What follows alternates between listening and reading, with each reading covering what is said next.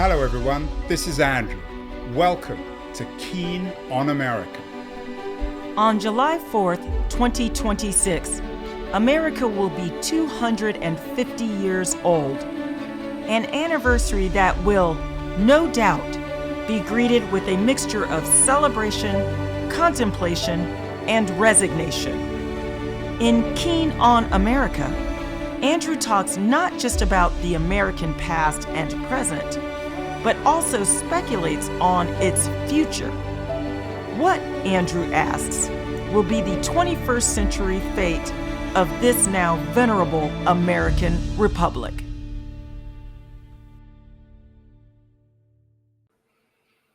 Hello everybody, it's Tuesday, November the 11th, 2025. The Economist has a cover story this week. The rise of singlehood is reshaping the world in good ways and bad. Of course, when it comes to bad, the issue of singlehood and loneliness is one that dominates the conversation.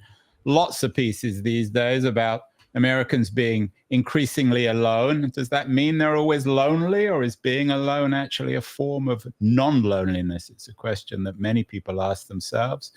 All over the world, the issue of loneliness seems to dominate public discourse. In Britain, there's a new building designed to tackle loneliness. And on the gender front, lots of people think of loneliness in terms of women paying the price, and other people think that men need a mission when it comes to loneliness and singlehood.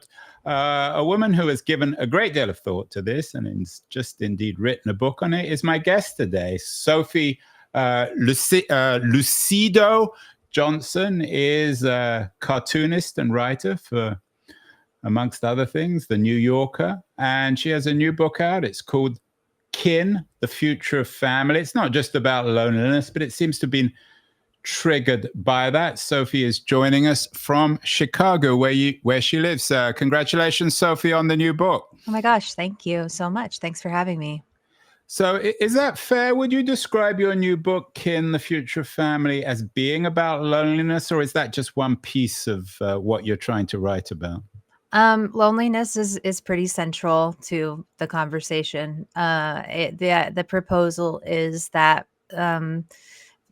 single families are, by which I mean like two parents and a kid living in a house separated from other people, are sort of failing us, and people are more lonely than ever. So is there some way that we can live a little differently and be more connected with each other?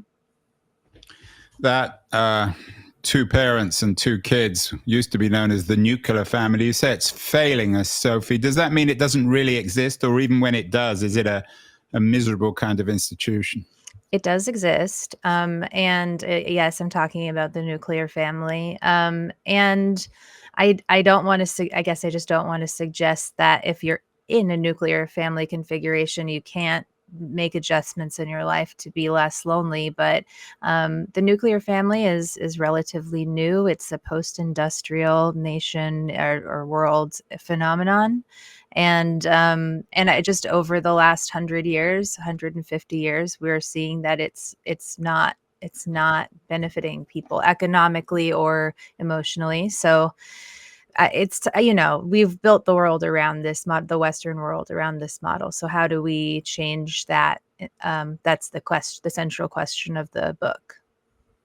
As I said, you're a cartoonist. You do a lot of work for The New Yorker, which is the great publication, I think, for cartoons. So it's quite an achievement. You do all sorts of other cartoons. I found one, even you wrote, you made a cartoon about pigeons. What do you think? I mean, you're a writer and a cartoonist, but what do you think as a cartoonist you bring to this conversation that people who aren't cartoonists don't get? I mean, do you look at, as a cartoonist, do you look at the world, at yourself and as others, and our struggles to achieve meaning in terms of our relationships? Do you think you bring a particular kind of humor or aesthetic to this? Well, so far, I think I've been very funny on this show. I mean, I hear You've you. been brilliantly I funny, yeah. feel like you're laughing a lot. So yes, I'm bringing that. Um, I started drawing because I was a special ed teacher in New Orleans, Louisiana, right after Katrina, and it just felt like language wasn't the only way that people accessed information. I started trying to draw, information for students who were having trouble with language, and I found I really liked it. And at the same time, I was doing stand-up comedy, but hey, I liked doing stand-up, but it's very late at night. You have to go out and be at bars. That's not for me. So I thought, well, I think you can do stand-up on paper maybe, and then you can do it very early in the morning and people will still pay you. So I don't mean to be, there's nothing noble about it. I'm just trying to find my way in through the back door of the things I like. Are you a lonely person? I'm not. I think I've been lonely in my hasn't everyone been lonely? It's not a quality of consciousness, being a human. But I've also never lived alone, and so I'm always around people. I've had bad roommates, but um, I currently feel pretty connected. I live in a nice neighborhood. I really know my neighbors, um, and I'm also in multiple relationships. I'm in one of these, non-traditional relationship configurations. So I feel not super lonely. Do you feel lonely, Andrew? No, but I think I'm one of these people who probably is a sort of not willing to acknowledge perhaps my own loneliness. I am very much alone, but I don't feel lonely. What's the distinction, Sophie, between being alone and feeling loneliness? I know philosophers have written about this extensively over history, about whether being alone and being lonely are separate things or whether they're actually connected.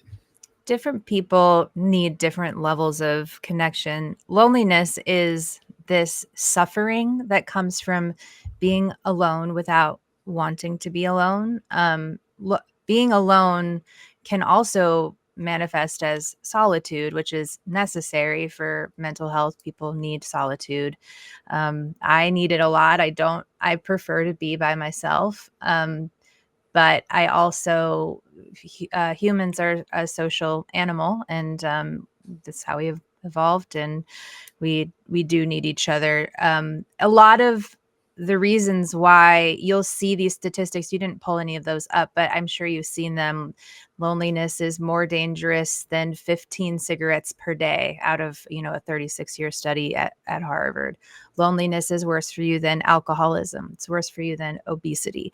When they talk about that, I mean, they're talking about just if you are experiencing loneliness, like you're alone and you don't want to be, and you get sick, you have no one to call or no one to tell you, you don't seem well, you seem off. So you're just much more likely to misjudge a situation, to get into trouble, and die prematurely. It's important to have connections. So even on that, like a loose ties level, we talk about loose ties, like people, their names, you see them at the grocery store or as you're walking through your neighborhood. Those are just as essential as the really close, tight-knit relationships. You're making me want to be like a pigeon, Sophie. I love pigeons. Yeah, I mean, are they doing? They're lonely. I mean, you draw beautifully, and you've done these wonderful cartoons on pigeons. I mean, I'm so glad you asked if they're lonely. They live in community, and one of my favorite facts about pigeons. See, I'm lighting up because I really love them. One of my favorite facts about them is that scientists have speculated for years, I mean decades, as to why they're so effective at homing, which is like being able to find their way home even when they don't have any context clues for where they're starting. And they don't know, they don't know. There are theories, none of them are proven.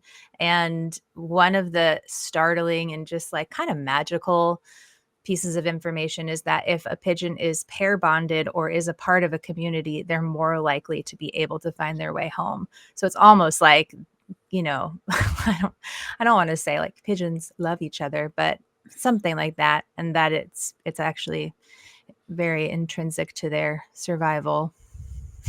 We've talked about all these studies. You mentioned the Harvard study and how being lonely is worse for you than smoking a packet of cigarettes or being obese. Where are we, Sophie, though, when it comes to, shall we say, the history of loneliness? What does your book suggest? Are we in a particularly dire moment? Have we progressed beyond the pigeons or under the pigeons? Have we lost any sense of each other? Or do we just live at a time where people are acutely sensitive of their isolation? Do you think we've always been kind of isolated? It's only in the 2020s that we're becoming more and more aware of it. Well, it's an interesting question. In the scope of human history, we've never been as physically separated from each other, and you've heard that, I'm sure. We use, pre-industry. Western countries relied on agriculture. This is true in America and in England and in Europe. And so you all lived on a big farm. You lived among a bunch of people. You were always connected with a lot of people. And when the Industrial Revolution came about, people started to move away from their family homes for the first time in history. I mean, also, the advent of cars and transportation, and they started to get married much younger because this is where loneliness we start to see it, is you're all alone living by yourself where you used to live with a big family.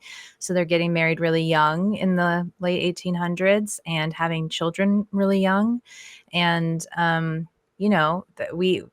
then you start to get like appliances are invented. So there's this sense that you can have your own little family unit that can be clean and it can feed you and it can be very nice and neat. But it's a lot for just one, group of people, one family unit to do, or even one individual to do. Also, we're talking about the Western world. The non-Western world largely does live in community, not super isolated. And, there's examples all over the world, from Africa to India to native or parts of the Americas that are still inhabited by native people. It's just, we're sort of, this is a tough time.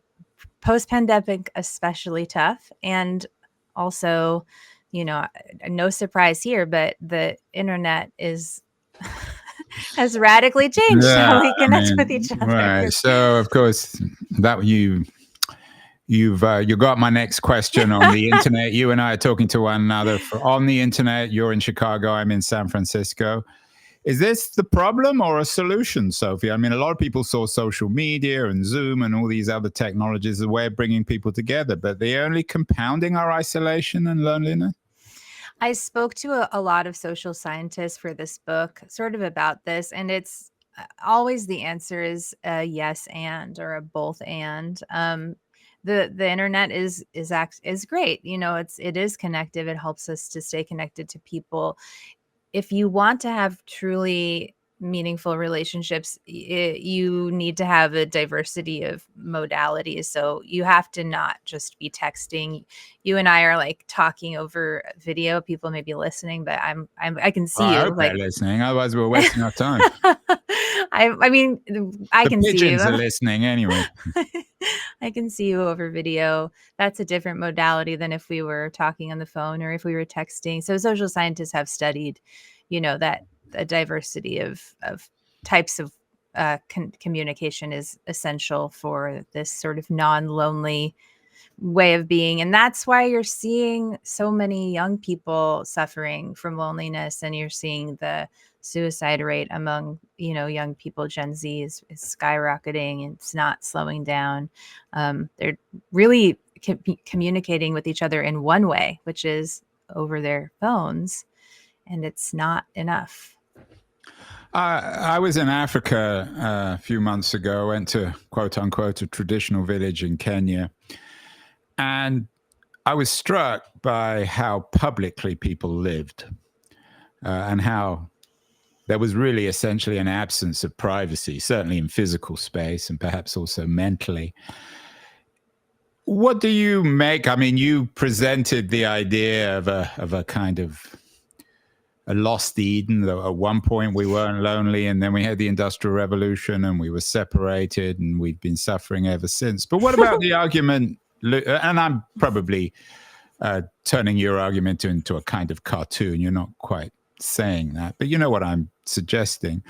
What about the argument that loneliness is a condition, a consequence, a cost of individual freedom, and it's something we simply have to live with if we want to have rights, if we want to live in cities, if we want to be sufficiently independent that we can break away from our family and our kin? I mean, I'm really glad that you phrased it like that, because the notion that we need to go back is, I couldn't feel further from that idea. I mean, I talked about how great I mean, yes, it's so great when you're connected to all the people on the farm, but like a lot of kids died. There was child labor, and like women were dying in childbirth. People were living till they were 40. I mean, I don't know how happy people were, but they were definitely dying a lot and really early in life. So, I don't have any notions that going backward is the way. And I also feel really lucky to live in a time when we can be so connected by technology. And not, I love living in a city. I think a city is actually so conducive to the kind of solution I'm proposing, which is not, okay, let's quit our lives and join a commune, or like take off our shoes and everyone make a big vegan stew in the middle of the town square. I mean, fine if that works for you, but I'm suggesting simpler adjustments, which are just something as simple as like, when I need, this is so small, but it happened recently. I needed a bundt pan. It's like a round pan. You need to make a certain kind of, I don't know, I was making this bread. I didn't have it. I have no idea where my bundt pan is. Andrew, someone has taken it. It's gone. And there's a time when at this stage in life, I would have just ordered it on Amazon, because it's $12 and I can get it tomorrow or even in a couple hours, because I'm in Chicago. It doesn't strike people in my generation, especially, to just check across the street and see if somebody has it.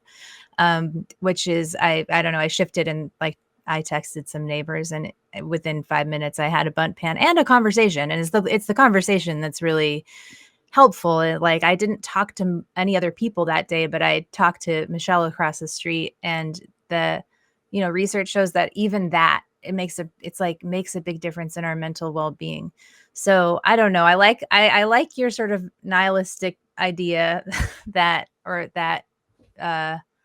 this is our consequence for all the wonderful things that come with individual freedom. But I also think it's gone pretty far, and we can need each other in small ways, and it can benefit everybody. I mentioned earlier the gendered element of this. A lot of people are introducing one kind of theory about gender, men and women, on the loneliness problem. I know in my marriage, my wife is incredibly friendly to neighbors, and if she needed anything, she would go out to a neighbor and get it. And I don't even know the names of our neighbors, and I've lived here for years. Is there a gendered element to this, Sophie?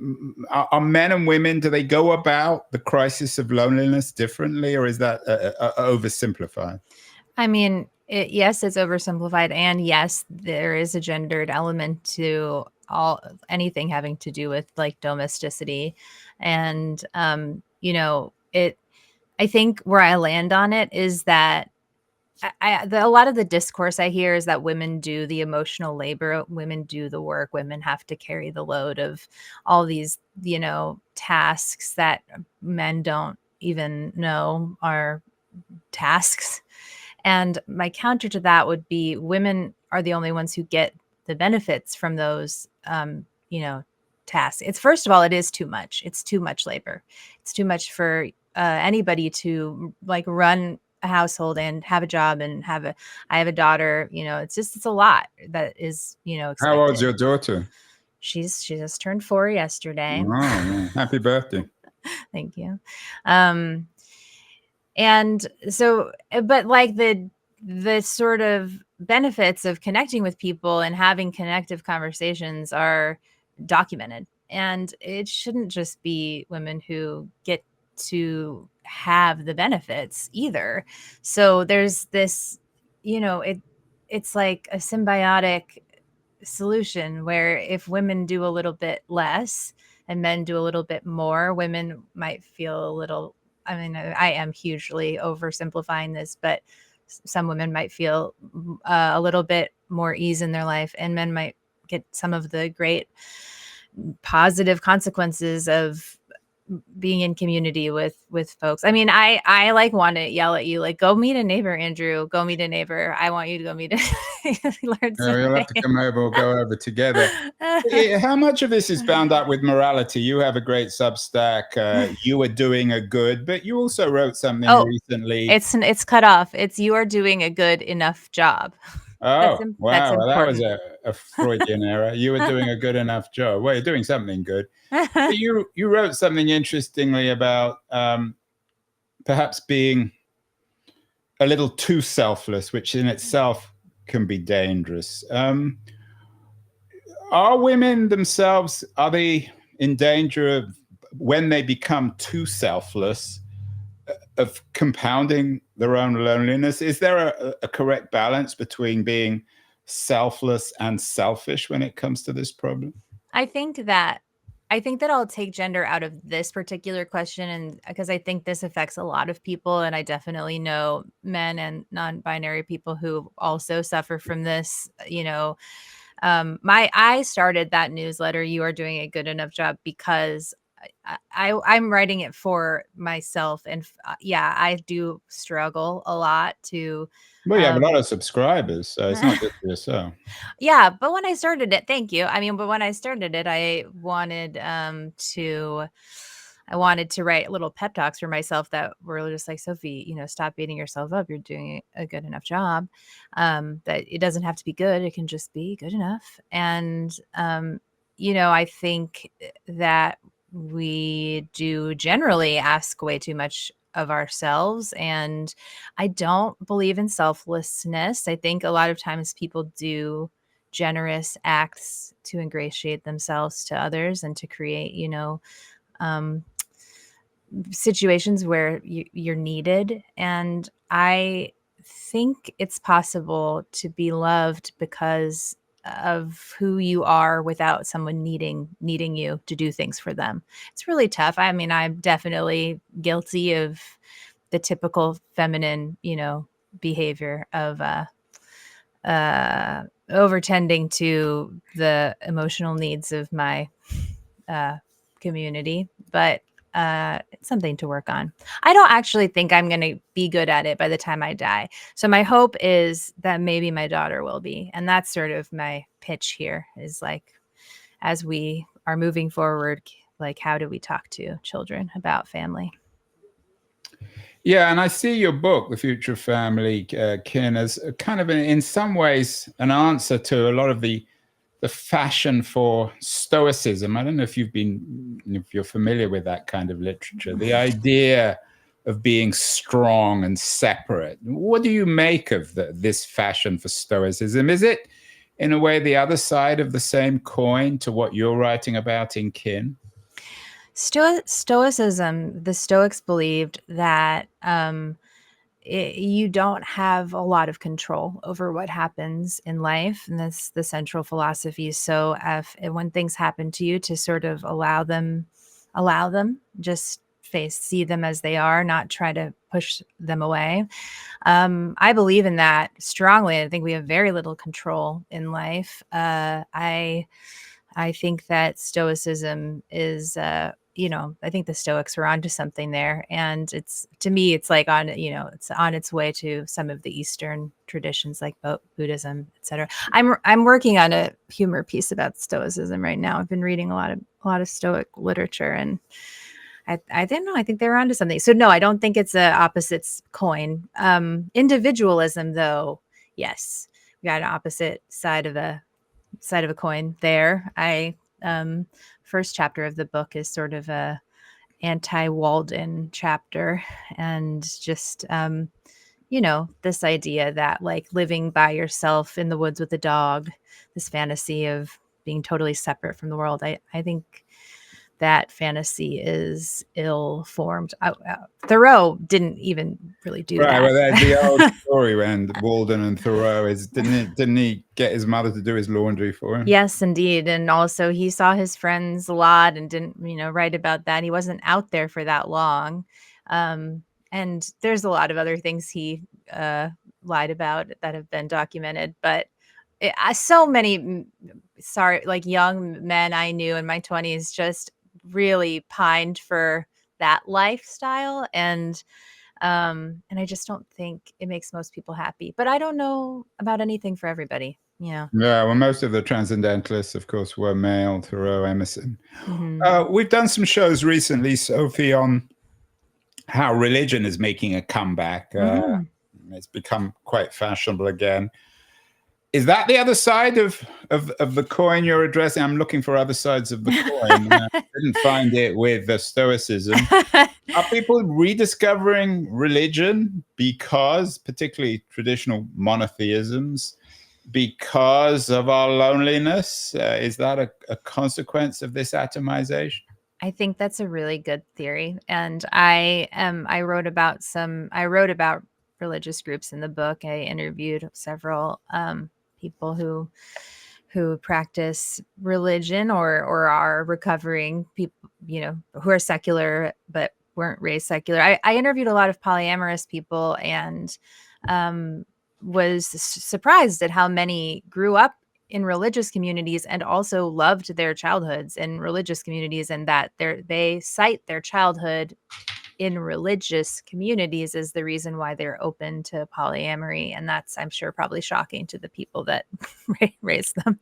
But I think that yeah, religion allows you to be a part of something that's greater than yourself, and that is actually essential for our survival, because our egos are obsessed with death, and it helps to be a part of something more. And I think you can get that without, in a secular way, inside community that is committed to humanity, to the species. I think of it as like the work of the species. Like I'm contributing to my animal self. Yeah, and you're interested in polyamorous culture. I mean, your last book was called Many Love, a memoir of polyamory and finding loves, or love with an S. So this is not just a throwaway remark. Is polyamory, is it maybe a cause or a consequence of the crisis? Is it an answer, or is it the way in which the crisis of loneliness manifests itself?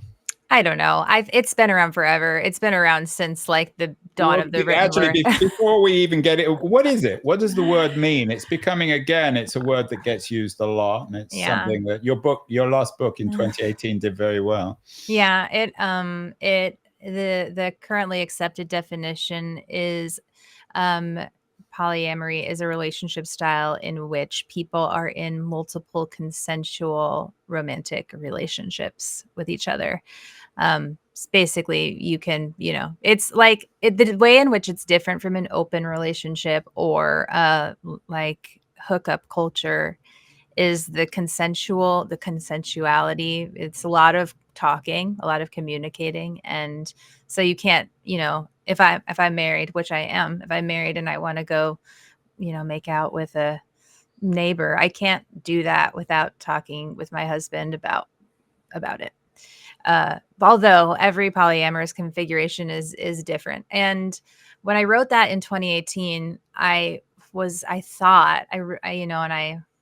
it's interesting. I just thought like, well, this is where the world is going. Like more people are going to be doing this. I think I in no way think that, everyone should be polyamorous, or even most people should be, quote unquote, should be polyamorous. I think it is, it works for some people and not for other people.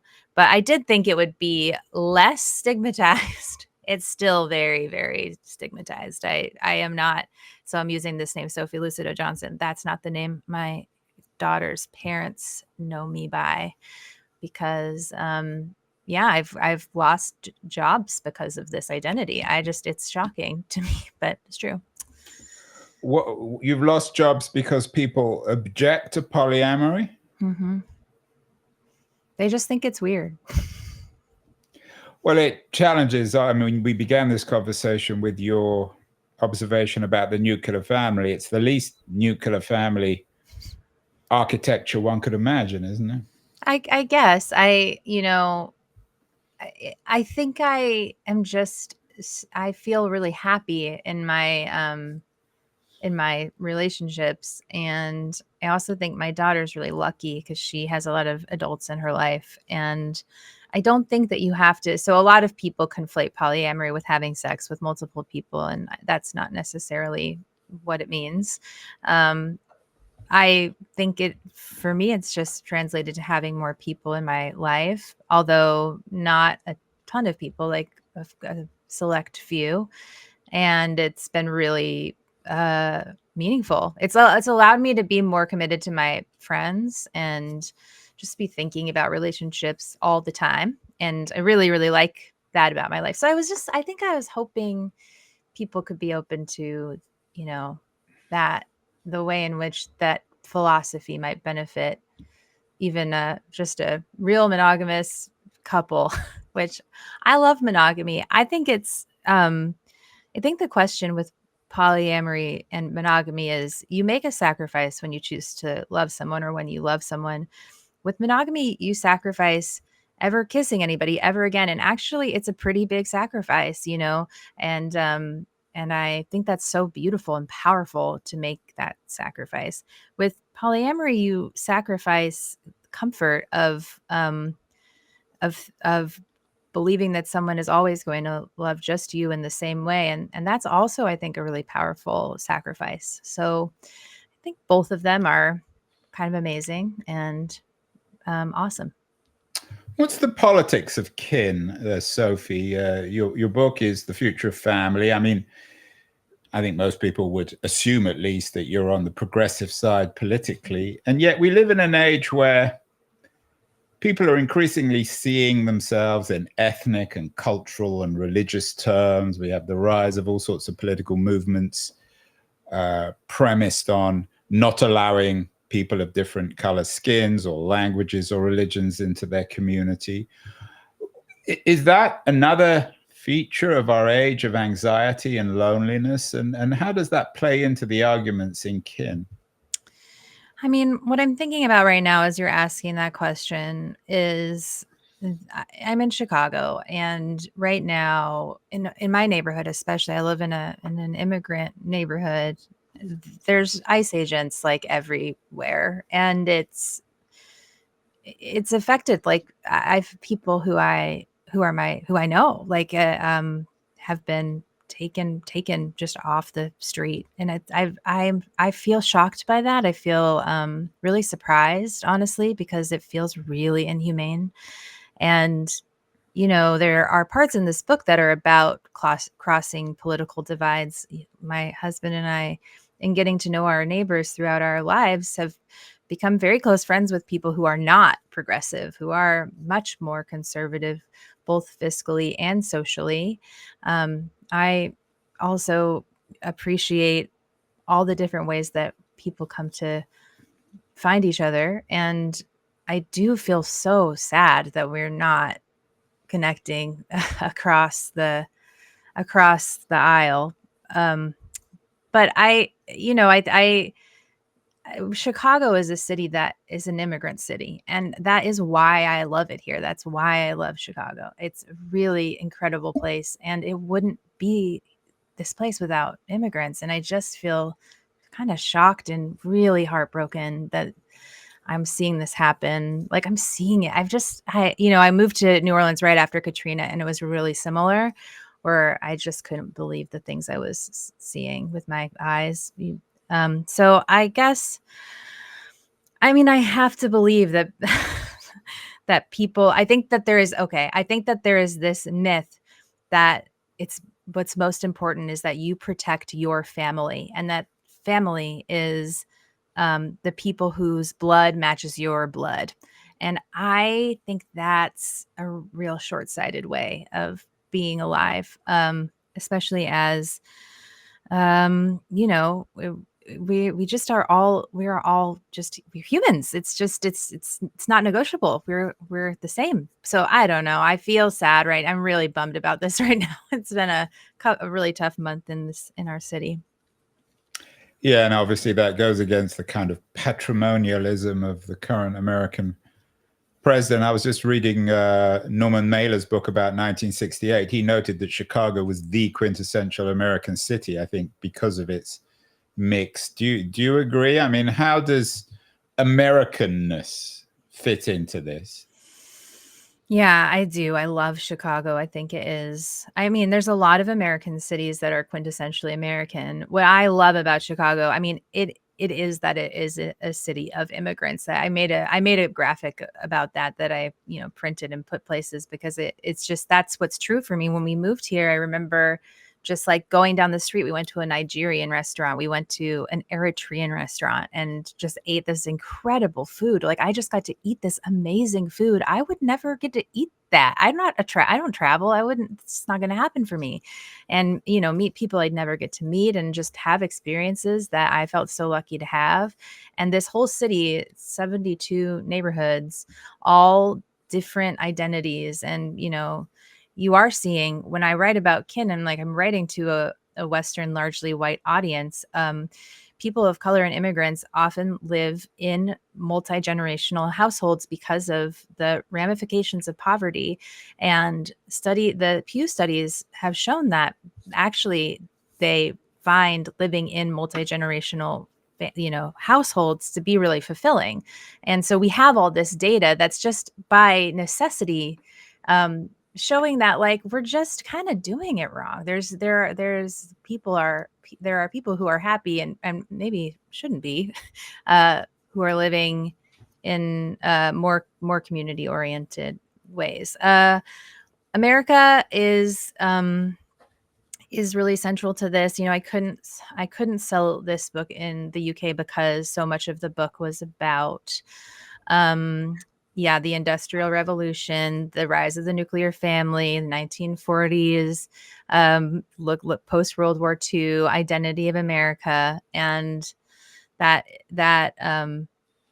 is my experience, is learning about those things. So I am interested in. I'm from Portland, Oregon, which if you could see me, you wouldn't be surprised about that. I look like I'm from Portland. What does that mean? I mean, most people can see you, so for you were doing video. Okay, well, I mean, like I have all this, these art supplies behind me, and this like. I remember somebody telling me when I used to do stand-up, like I didn't even have to say I was from Portland. It was just obvious. I don't 100% know. It's a vibe. Maybe it's a tonal thing. Yeah, I think that's definitely your green jumper is very Portland. My green. You've obviously got a bit of something about green because there's I like green right now. Although the cover of the book is green. You said that Americans are mostly doing it wrong. Is doing it so let's end with how to do it right. Your book is quite practical. Does that mean that, for example, if you're in Chicago and you feel lonely, you should just go out and go to your local Eritrean restaurant? How do we do it right? Well, I mean, yeah, that's a great idea. If you have an Eritrean restaurant, go to an Eritrean restaurant. It's just really fabulous food. But it's not going to solve your loneliness. No, it's not. No, it's not. But I do think it's a good idea. But no, it's not. Although I am suggesting really small changes. So I'm suggesting things like if you have a Costco membership, like, are there some people in your life you could share your Costco membership with and maybe just pay for one of those? Or if you're running errands, is there a friend that you could call who could run errands with you so you don't have to like plan a whole, dinner or date? Identify the people in your life who you don't mind if they come over when your house is a mess, and then like really nurture relationships with those people. A lot of times we talk about nurturing relationships in the romantic relationship context, and also with our children. And there's not a lot of resources for nurturing relationships with friends. And that's because there's a lack of language around that. And also, friendship is just only now being studied by sociologists, which is wild, but only in the last like 10 years. So this is also a bid to be intentional about friendship and, find your people. My circle is small. I can count my people on like one hand, but I'm like really committed to being messy around them and having them be messy around me. I mean that in every sense of the word. And that's coming back to the title of your book, Kin, The Future of Family, you're suggesting really people, even if they're not literally family, can become family. That's it. You got it. Right. That's it. And blood is neither here nor there. In fact, it might be the wrong way of thinking about family. Yeah, it's one way. We call that family of origin, and for your parents, and then your children. I don't know. That is the bottom line. I'm proposing the word kin to encompass the people in your life who are more than your friends, but aren't, traditionally defined as your family members, and hoping that'll catch on. Well, it's an interesting conversation. It's certainly a radical idea, but a fascinating one, and it addresses all the problems of isolation and loneliness. The book is out today. Sophie Lucido Johnson, Kin, The Future of Family. Best of luck, Sophie, with the book, and congratulations. Thanks, really interesting. So a very green conversation. Thank you so much. Thank you so much.